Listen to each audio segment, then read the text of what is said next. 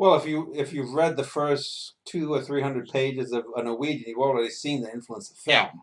I mean, I want you to elaborate upon it for the yeah. viewers. Well, I mean, that book, I said, is a dark comedy, and it's the whole structure of the book is filmic. It's filmic in the fact that the book is a found manuscript, which is taken directly from Steppenwolf. If you've ever read Steppenwolf by Hermann Hesse, the main narrative of the book is that someone finds this manuscript left by the Steppenwolf, this guy who thinks he's a werewolf. Uh, and in a similar fashion, we find out in A Norwegian in the Family that uh, uh, the interior book is actually from a manuscript written by Manny Cole called The Norwegian in a Family, not A Norwegian in a Family. So uh, there we get the play of perspective. We get trailers and teaser trailers that start to open that book. Then we get then we get Intermissions. the intermissions later on. We get the overture.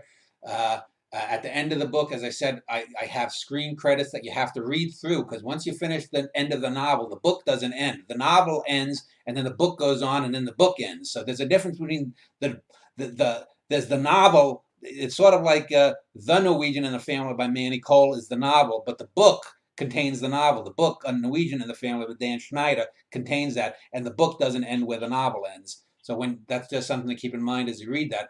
But yeah, and there are lots of filmic moments. You mentioned a few of them. I think I mentioned earlier. There's a great scene later in the book where Paulie Maravelli has someone tracking the Norwegian, and he and his and we're seeing the Norwegian.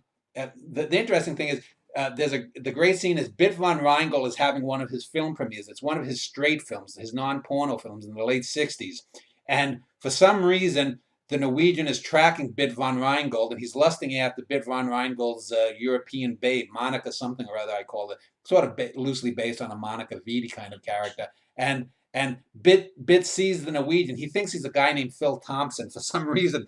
Bit thinks that the Norwegian is named Phil Thompson, and so we see the Norwegian follow Bit, and as the movie is playing, we see the Norwegian go into a park and sits down, and he's in this park opposite from the theater, and he's watching it, and then we sort of pan back from the Norwegian, and we hear the word sort of something like cut, and then we see that what we've been seeing is actually a film that Paulie Maravelli has one of his guys playing, and they finally have found out who the Norwegian is. They don't know his name, but now they know what he looks like. They know who he is, and they know he's the Norwegian. And this is how Paulie gets a hold of the Norwegian, which then leads to Big Frank turning the Norwegian against Paulie.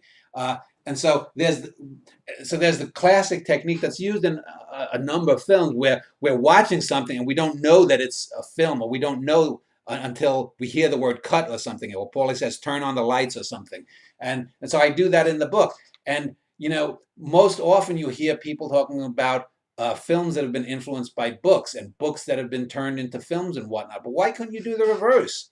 Why couldn't I mean? I can tell you that more so than contemporary writing, and even more so than the classic great novels of the last 300 or 400 years.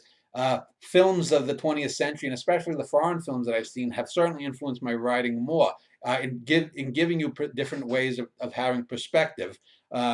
So in terms of that influence, yeah, that's certainly there, and it's also there in certain other works too. The subversion of a lot of tropes. My Western book that you haven't read yet too takes a lot of tropes from Western books, but also from Western films, and turns them on its head too.